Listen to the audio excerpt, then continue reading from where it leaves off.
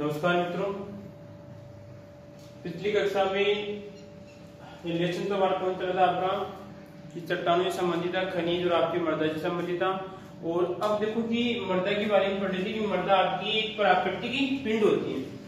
तो प्राकृतिक पिंड है तो प्राकृतिक पिंड की विशेषताओं के बारे में हम पढ़ रहे थे कि कोई चीज प्राकृतिक है तो उसमें प्राकृतिक के समान कुछ ना कुछ विशेषताएं होगी।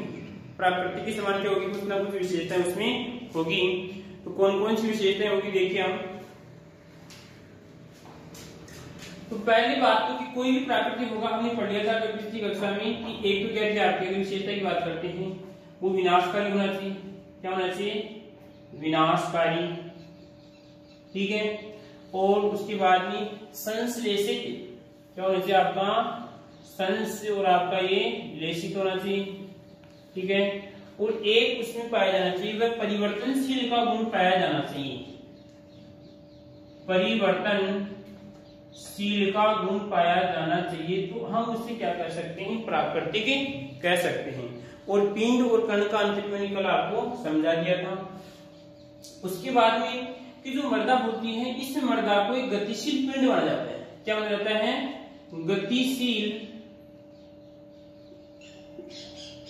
पिंड, गतिशील प्राकृतिक पिंड माना जाता है। तो गतिशील प्राकृतिक पिंड क्यों मानते हैं? तो देखिए आप कि गतिशील प्राकृतिक पिंड मानने का कारण ये है कि जैसे मान लीजिए आपका जो सजीव पदार्थ होता है, सजीव पदार्थ का जैसे जन्म होता है, जन्म होने के बाद में क्या होता है? उसका विकास होता है। विकास की प्रक्रिया एक लंबी प्रक्रिया चलती है। तो अब आप बताइए कि जब कोई छोटा बच्चा, जिसे बात करते हैं बच्चा जन्म लेता है, तो जन्म लेने के बाद तुरंत थोड़ी ना कि वो कुछ क्रियाकलाप करने देता है, करने का मतलब विकास उसका भी बड़ा मेच्योर हो जाता है कि बड़ों की तरह इस प्रकार बातें करने जाते हैं। यानी कुछ समय लगता है उसको बड़े की तरह या वयस्क बनने में, कुछ समय लगता है। उसी प्रकार जो आपकी मृदा है उसी मृदा को वयस्क बनने में कुछ समय लगता है। तो वो विकास की प्रक्रिया किस प्रकार होगी? जैसे मृदा की बात करते हैं पेतृक पदार्थ। पेतृक पदार्थ कौन कौन से हैं? इसके जो पेतृक पदार्थ हैं, पेतृक पदार्थ इसकी चट्टानी, क्या है आपकी इसकी चट्टानी। तो इन चट्टानी के द्वारा क्या होता है? इसका निर्माण होता है। तो चट्टानी के द्वारा निर्माण होने के बाद में क्या होता है? धीरे धीरे विकास होता है। और इस विकास की प्रक्रिया के कारण अब ये तो है नहीं कि आपने कि तुरंत चट्टान के द्वारा जब मृदा का निर्माण हुआ या पेतृक पदार्थ से मृदा का निर्माण हुआ तो तुरंत आपके कहने का मृदा उपजाऊपन के लिए तैयार नहीं हो सकती, कुछ समय लगता है। कुछ उसमें पोषक तत्व मिलने में समय लगता है। विकास की एक चरणबद्ध तरीका होता है। इस विकास के चरणबद्ध तरीके का क्या कहते हैं? इसे गतिशील प्राकृतिक पिंड मानते हैं। बोलो कोई दिक्कत इसमें। उसके बाद में कि मृदा का क्या होता है? पृष्ठीय क्षेत्रफल होता है। क्या होता है? मृदा का पृष्ठीय क्षेत्रफल पाया जाता है। तो कौन सा कहलाता है आपका? कि अगर ये आपकी मृदा है, ये आपकी क्या है? मृदा है। इसकी अगर बाहर की ओर जो इसका क्षेत्रफल है, इस क्षेत्रफल की बात करते हैं तो मृदा का एक पृष्ठीय क्षेत्रफल होता है। और मृदा कहने का मतलब गहरी परत के रूप में पाई जाती है। और कोई दिक्कत इसमें। उसके बाद में कि मृदा में क्या होते हैं कि सूक्ष्म जीवों क्या होता है? क्रियाकलाप होता है, जिससे बात करते हैं या मृदा को इसमें फायदा होता है। कोई समस्या आ रही है इसमें? तो आप क्या लिखेंगे? प्राकृतिक पिंड कि मृदा हमारी एक प्राकृतिक पिंड है। इसमें प्राकृतिक पदार्थों के समान गुण पाए जाते हैं। प्राकृतिक पदार्थों में विनाशकारी, संश्लेषित और परिवर्तनशील के गुण पाए जाते हैं, जिस कारण मृदा को भी हम एक प्राकृतिक पिंड मानते हैं। और मृदा को हम एक गतिशील पिंड भी मानते हैं क्योंकि मृदा का विकास एक धीरे धीरे चरणबद्ध तरीके से होता है। इसी कारण से हम गतिशील पिंड मानते हैं। इसमें अनेक सूक्ष्म जीवों क्या होते हैं? इसमें क्रियाकलाप पाए जाते हैं तथा ये पादप को एक यांत्रिक सहारा प्रदान करने का कार्य करती है। कोई दिक्कत याद है इसमें? अब अगले बिंदु की बात करते हैं। अगला बिंदु आता है कि मृदा पौधे के लिए एक माध्यम का कार्य करती है। कि एक मीडियम, कौन सी मीडियम का? तो हम ये भी जानते हैं कि आप सोचिए कि जैसे मान लीजिए राजस्थान की बात करते हैं। अब राजस्थान की जिले 32 और आपके 33 हैं। कितने हैं? 33 जिले हैं। अगर 33 जिलों की बात करते हैं तो सभी जिलों में क्या होती है? अलग अलग प्रकार की फसलें होती है। आई बात समझ में? अब ये तो नहीं कि पूरी राजस्थान में सिर्फ एक ही प्रकार की फसल होती है। जैसे रेगिस्तान की बात करते हैं तो वहां पे अलग प्रकार की फसल होती है, और इधर हम जैसे बांसवाड़ा की बात करते हैं या डूंगरपुर की बात करते हैं तो यहाँ पे क्या होती है आपकी अलग प्रकार की फसल होती है। इधर हम कोटा, बूंदी या झालावाड़ की देखें तो इधर आपकी अलग प्रकार की फसल होती है। इसका कारण क्या है?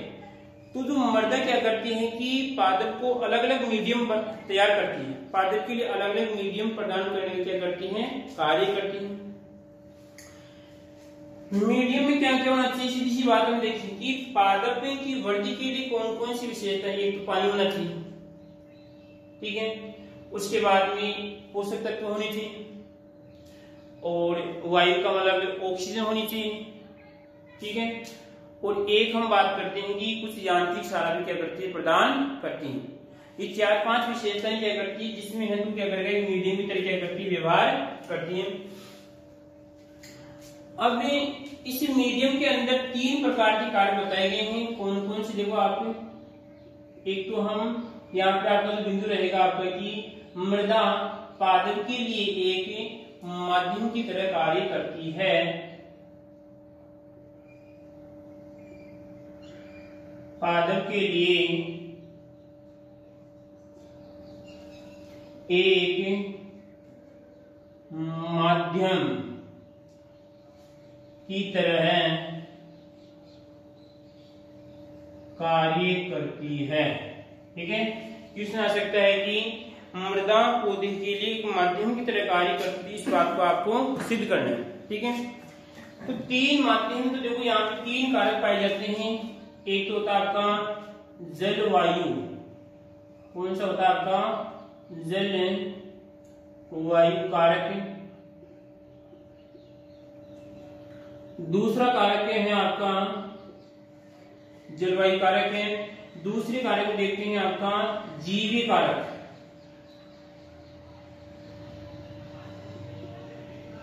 कोई दिक्कत? तीसरा कारक आपका, पहला जलवायु कारक है और फिर आपका जीवी कारक है, और उसके बाद में रहेगा आपका एक मृदीय कारक। कि 3 कारक हैं जो पादप की वृद्धि के लिए क्या होते हैं, उपयुक्त होते हैं। तो इनमें से हम उनकी जलवायु का जानते हैं, जैसे आपका तापमान है आपका, जैसे और पानी से संबंधित है, जैसे वायु है, किसमें आएंगे आपके जलवायु कारक में। और जीव कारक में आपके अनेक प्रकार के सूक्ष्म जीव जंतु आएंगे जो क्या करते हैं, पादप की वृद्धि के लिए मिट्टी को क्या करते हैं, पोली बनाते हैं। और साथ में जैसे आपका जो नाइट्रोजन है उसको स्थिरीकरण करने का क्या करते हैं, कार्य करते हैं।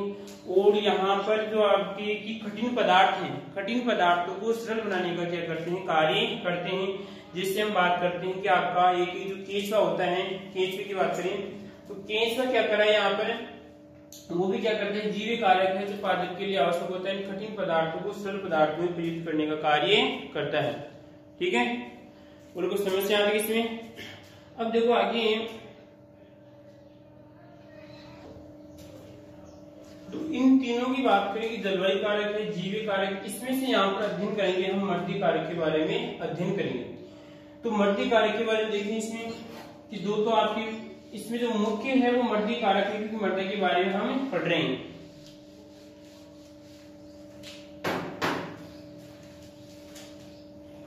कौन सा आपका मृदीय कारक,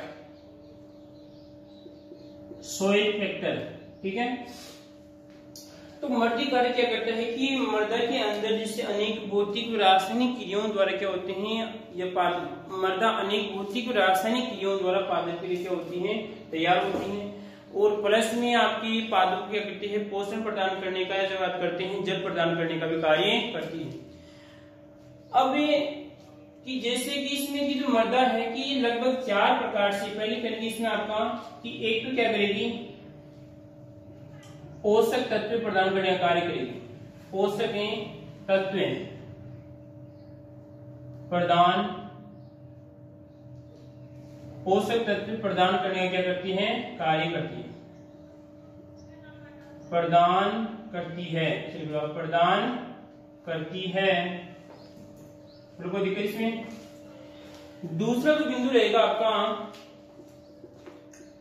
दूसरे बिंदु की बात करते हैं, जल उपलब्ध करवाती है। कि आप ऐसे नहीं कि कहने का मतलब कि पौधे को आप ऊपर से जल पिलाओ, आप तो जल पी नहीं सकता, पानी ले नहीं सकता। उसको लेने के लिए आपको पौधों को जल देने के लिए क्या करना पड़ेगा, आपको उसको मिट्टी में पानी डालना पड़ेगा। ठीक है, तो जल उपलब्ध करवाती है, जल उपलब्ध जल प्रदान करती है, जल प्रदान करती है। ठीक है, और एक और देखिए आप तीसरा कारक है आपका, तो 3-4 कारक हैं। एक क्या करती है कि ऑक्सीजन प्रदान करती है, ऑक्सीजन प्रदान करती है। ठीक है, और एक देखिए आप चौथा कारक आपका यांत्रिक आधार, यांत्रिक आधार प्रदान करती है। क्या आपके कितने हैं, 4 कारक हैं। जो मृदा है, मध्यवर्ती कारक है, जो मृदा मुख्य रूप से 4 कार्य करती है। 4 कार्य में कौन से कहलाएंगे आपके, पहले कहलाएगा आपका पोषक तत्व प्रदान करती है, उसमें फिर उसके बाद जल प्रदान करती है और ऑक्सीजन प्रदान करती हैं और यांत्रिक आधार प्रदान करती हैं। ठीक है, इसमें पोषक प्रदान के जल प्रदान करती है, ऑक्सीजन है आपका, यांत्रिक आधार है। तो पहले देखते हैं हम पोषक तत्व प्रदान करती है। तो पादप की वृद्धि के लिए कौन कौन से पोषक तत्व आवश्यक होते हैं, पादप की वृद्धि के लिए कौन कौन से पोषक तत्व आवश्यक होते हैं उनको देखते हैं। तो मैं आपको यहाँ पे मिटा के लिख रहा हूँ कि पोषक तत्व कि मैं 4 बिंदु पढ़ने, कौन कौन से आपको याद होंगे, पोषक तत्व, जल है, और उसके बाद देखते हैं आपका ऑक्सीजन और आपका यांत्रिक आधार। तो पोषक तत्व में कौन कौन से पोषक तत्व आवश्यक होते हैं, देखिए आप पादप की वृद्धि के लिए, जिससे आपका CHO यानी कहने का मतलब कार्बन, हाइड्रोजन और ऑक्सीजन। उसके बाद देखिए आप आपका कि NPK नाइट्रोजन, फास्फोरस और आपका पोटेशियम। फिर आपका देखिए कैल्शियम है, मैग्नीशियम है, और उसके बाद में आपका Mn मैग्नीज है, लोहा है, और आपका इसमें जिंक है, और आपका कॉपर है। उसके बाद देखिए आपका मोलिब्डेनम MO है, और यहाँ पे लोहा आ गया, और फिर कौन कैल्शियम आ गया, मैग्नीशियम आ गया, Fe आ गया। लगभग इसके अलावा और भी हो सकती है, परंतु जो मुख्य तत्व हैं इसके बाद क्या होता है आपका बोरोन भी होता है। ठीक है, तो ये पोषक, इसके अलावा और भी हो सकते हैं कि ये पोषक तत्व हैं जो पादप की वृद्धि के लिए क्या होते हैं, आवश्यक होते हैं। अब हमें देखना है कि इन पोषक तत्वों में से कौन कौन से पोषक तत्व की पादप को मृदा के द्वारा प्राप्त होते हैं, कि उन पौधों को उन पोषक तत्वों को अगर मृदा में डालेंगे तो ही हमें क्या करेंगे, प्राप्त होंगे। तो देखते हैं यहाँ पर जो आपका कार्बन, हाइड्रोजन, ये ऑक्सीजन है, ये तीनों की बात करें तो ये तो पौधे को किससे प्राप्त होंगे, आपके वायु और जल से प्राप्त होते हैं। किससे प्राप्त होते हैं, तो वायु और जल से तो कौन से प्राप्त होंगे आप पौधे को, इसमें कार्बन, हाइड्रोजन और आपका ऑक्सीजन। ठीक है, उसके बाद में देखिए आप अब नाइट्रोजन है आपकी, जो ये आपकी वायु और आपकी यहाँ पर देखिए मृदा से प्राप्त होगी। वायु और मृदा से क्या होती है, आपको नाइट्रोजन प्राप्त होती है। ठीक है, और यहाँ पे देखिए कि हाँ जी, मृदा के द्वारा स्पेशल मृदा से कौन कौन से प्राप्त होते हैं, कि कार्बन, हाइड्रोजन, ऑक्सीजन तो किससे होते हैं, जब वायु और जल के द्वारा प्राप्त हो सकते हैं। और वायु जो आपकी नाइट्रोजन है कि वायु द्वारा भी, जैसे आपके कुछ पौधे होते हैं, जैसे हम बात करते हैं कीट की बक्सी जो पादप होते हैं वो क्या करते हैं, कि कहने का मतलब इसका उसको क्या करते हैं, कीटों को आकर्षित करते हैं, उसको उसमें अंदर पासते हैं और क्या करते हैं, नाइट्रोजन का अवशोषित करने का कार्य करते हैं। और जो कुछ नाइट्रोजन स्थिरीकरण जीवाणु होते हैं जो मृदा के क्रियाकलाप करते हैं, उसके द्वारा पौधे को प्राप्त होती हैं। उसके बाद देखो यहाँ पे मृदा की बात करें तो मृदा से कौन कौन से प्राप्त होते हैं, तो मृदा से देखिए आपका फास्फोरस और आपका पोटेशियम।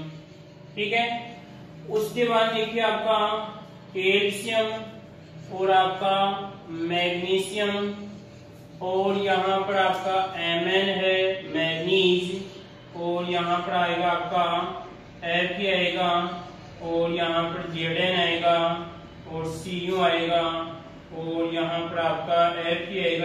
अधिक से इस प्रकार के कुछ तत्व होते हैं जो पौधों किससे प्राप्त होते हैं, मृदा से प्राप्त होते हैं, स्पेशल मृदा से प्राप्त होते हैं।